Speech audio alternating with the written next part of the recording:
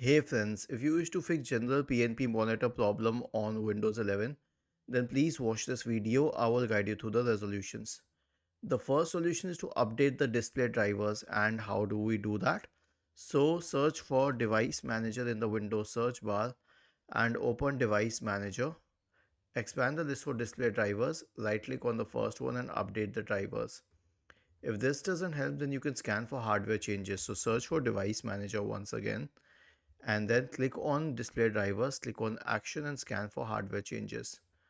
The next solution is to update Windows. Right click on the start button, select settings from the menu, go to the Windows update tab and click on check for updates in the right pane.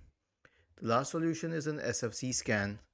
Search for command prompt in the Windows search bar, click on run as administrator, type the command sfc space forward slash scan now and hit enter to invoke the SFC scan.